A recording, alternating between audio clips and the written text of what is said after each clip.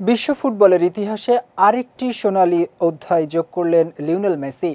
পেশাদার ক্যারিয়ারে ৯০০ গোলের মাইল ফলক স্পর্শ করে নিজেকে নিয়ে গেলেন এক অনন্য উচ্চতায়। তবে ব্যক্তিগত এই অবিশ্বাস্য অর্জনের রাতেই দলীয় ব্যর্থতায় ম্লান হয়ে গেল সব আনন্দ।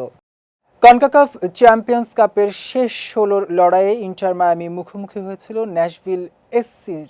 এদিন ম্যাচের শুরুতেই আলো ছড়ান মেসি। সপ্তম মিনিটে বক্সের ভেতর বল পেয়ে নিজের চিরচেনা বাম পায়ের শটে জাল খুঁজে নেন তিনি। সেই গোলে ইতিহাসের দ্বিতীয় ফুটবলার হিসেবে স্পর্শ করেন ৯০০-র জাদুকরী মাইল ফলক। এর আগে এই কীর্তি গড়েছিলেন ক্রিস্টিয়ানো রোনালদো।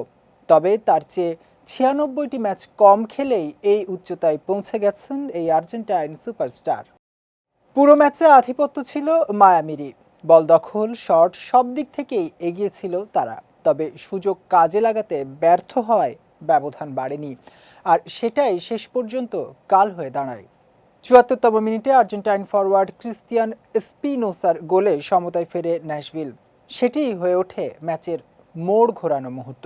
শেষ দিকে বেশ কয়েকটি সুযোগ তৈরি করেও জয়ের গোল আদায় করতে পারেনি মায়ামি।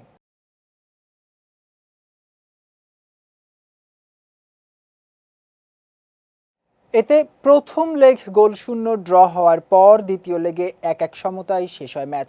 কিন্তু অ্যাওয়ে গোলের নিয়মে এগিয়ে থেকে পরের রাউন্ডে উঠে যায় ন্যাশভিল, আর টুর্নামেন্ট থেকে বিদায় নিতে হয় মায়ামিকে। ফলে ৯০০ গোলের ঐতিহাসিক রাতে ব্যক্তিগত গৌরব পেলেও দলীয় ব্যর্থতার বিষাদ নিয়েই মাঠ ছাড়তে হলো আর্জেন্টাইন ফুটবল জাদুকর লিওনেল মেসিকে। এদিকে এই হারে হতাশ কোচ হাভিয়ের মাসচেরানো দায় নিয়েছেন নিজের কাঁধে। তার মতে, খেলোয়াড়রা সর্বোচ্চ চেষ্টা করলেও ভাগ্য সহায় হয়নি।